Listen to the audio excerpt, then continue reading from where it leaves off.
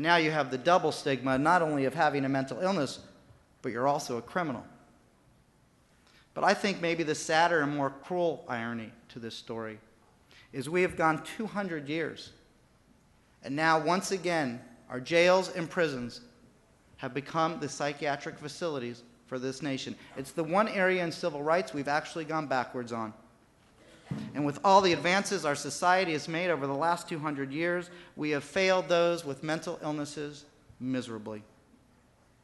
As a result, we've seen homelessness increase, we've seen police injuries increase, we've seen police shootings of people with mental illnesses increase. We've wasted huge critical tax dollars. And in effect, we've made mental illness a crime in this nation.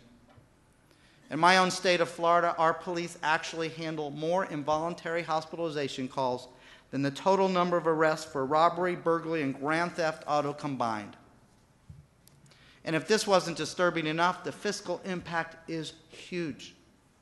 The fastest growing public health, mental health dollar in Florida goes to our forensic hospitalization system. That's where we send people charged with felonies to restore competency so we can get them to take a plea.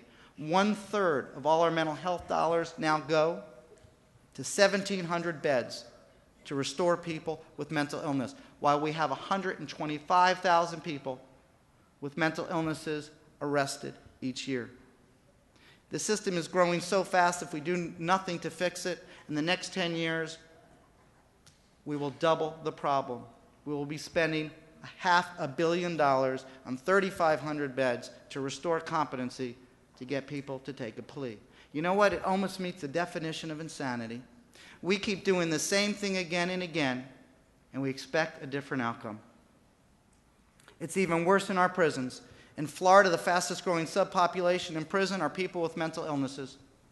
It's grown by over 145% over the last 10 years. We went from 8,000 prisoners with mental illness in Florida to 17,000 this year. It's now projected to double again to 35,000 over the next decade. Florida has been told they now need to start building 10 new prisons just for people with mental illnesses. The cost to build and operate those 10 new prisons, $3.6 billion. There is something terribly wrong with a society that is willing to spend more on imprisoning people with mental illness than to treat them. So how do we fix it? Well, the solution begins in this room. While more and more judges are becoming involved in this issue, the reality is that none of us can fix this problem alone. It truly takes the kind of collaboration that's going on here today. I had the privilege of attending one of Major Cochran's training programs, and I will never forget one of the most fascinating stories I heard. It was about a CIT officer, a female officer, weighed about 100 pounds, maybe 5'2" or 5'3". She got called out to a house. Bubba. Remember the Bubba story? About a year before this, Bubba had gone off his medication, and it took 40 Memphis police officers to get him under control. And as the Memphis police tell it, Bubba got the best of most of them. Well, a year goes by, Bubba's off his medication again. Call goes out, all 40 are ready to go back, but this time they have CIT. Now, Bubba, as the name suggests, I'm probably embellishing, but I think he's about 6'8" and 300 and something pounds. He's at the house, and he's sitting on the couch, and there's a meeting outside, and the CIT officer is in charge. And all the big macho guys are saying, no, you can't go in that house alone. He's going to rip your head off. So she has a compromise, and she says, I'll take 2 officers in with me.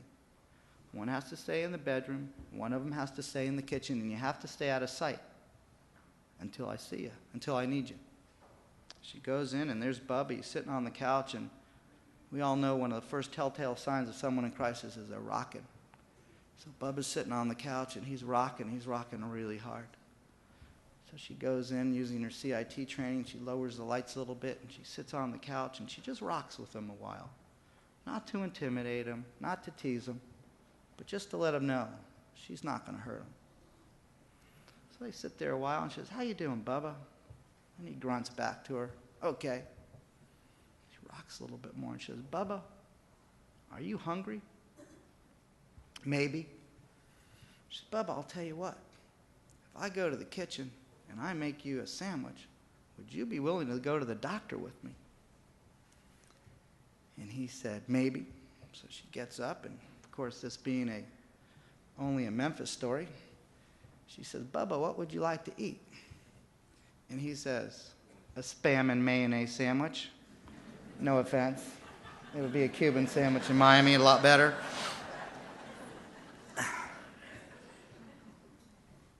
Fried. So she shoos away the officer that's hiding out in the kitchen, and she begins to fry him a Spam and mayonnaise sandwich. Now, of course, we know people that are in crisis can be very particular. So she tells him on what side the mayonnaise needs to go on and what side the Spam needs to go on. And, of course, it could not be wrapped in aluminum foil. You know, those rays coming in. It had to be wrapped in wax paper. And it had to be wrapped a particular way. And she put it in a brown paper bag. And she gave the bag to Bubba, which he held in his right hand, and she held his left hand, and they walked out the front door, and 40 jaws dropped. And the moral of the story is that we have asked you to think outside the box, and you have responded in a way that none of us could have ever expected. And I cannot tell you how proud and thankful we are for the work that you all have done. But I will tell you, this alone is not enough, because we, as policymakers, have a responsibility to develop a system of care in our communities that can appropriately care for people with serious mental illnesses. So when you go in and you divert and you take somebody to a crisis stabilization, that you have the confidence to know that they're going to get treated appropriately and won't be released in 5 minutes and back out on the street. And as successful as our CIT programs have been, and I will tell you, in my community, it is phenomenal. We have over 2,600 CIT officers trained just in Miami-Dade County alone at every single one of our law enforcement agencies, all 36. In the last 5 years, our Miami-Dade Police Department has handled over 14,000 mental health calls. The City of Miami Police Department, in the first 6 months of 2009, handled 2,000 mental health calls, our CIT officers. They diverted 1,000 people to treatment, and out of those 2,000 calls, only made 1 arrest. And as good and as successful as this has been, it is limited because our state's mental health system, like most, are too fragmented and too antiquated to provide the adequate treatment and services to serve our most acute population. Because, as I just said, diversion is great, but if the services are inadequate, it will fail. My state got heavily involved in this issue because one of our judges found the secretary of our Department of Children and Families in criminal contempt of court over this issue. Now, I don't recommend that as a policy change, but it sure got the state's attention. And after being fined $80,000 and about to go to jail, the state had to allocate $48 million for us to put a Band-Aid on a very bad problem. And after much research and much study, what we realized is that our states, and not just Florida, need an 8 essential element solution. We need to make sure that we have the proper diagnosis and treatment for people with mental illness. We need to have intensive case management services for people with mental illnesses. We have to have trauma-related services because we know that almost every woman who's in jail and prison with mental illness has suffered severe trauma, usually sex abuse.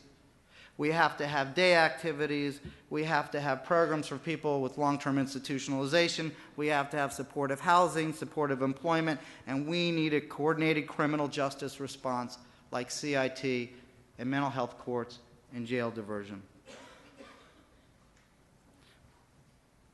I believe that once we begin to implement that level of services, we will finally accomplish what the Supreme Court set out to do when they ordered the deinstitutionalization of our hospitals. You know, a few years ago I was at our local Walgreens and I was picking up a prescription. I have a little 7-year-old. And I was at the counter picking up some medication for him, and all of a sudden I heard, "Judge, judge." Now, if you're a judge and you don't have your bailiff with you, those aren't sweet words. So I pretended it wasn't me. And it's getting louder. "Judge, judge." You know how at a lot of the pharmacy counters they have mirrors? So I'm looking, and I'm looking, and I'm doing one of these. And finally, I turn enough.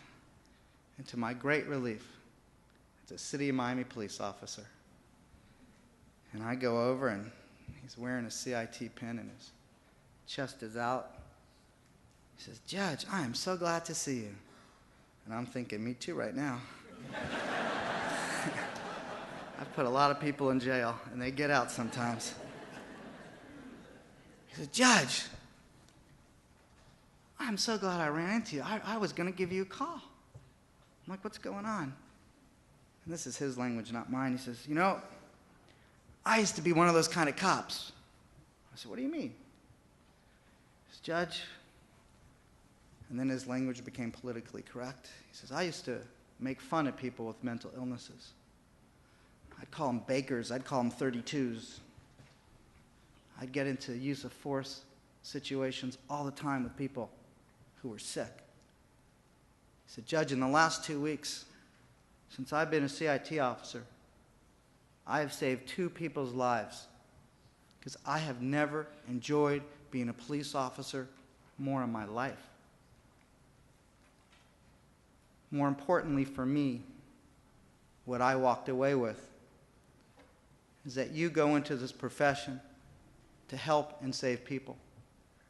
And we haven't always given you the tools to do that. But with CIT, it's different now. And the success and the lives that you have changed and saved, we will never be able to adequately thank you for your commitment to our communities. Thank you all very, very much.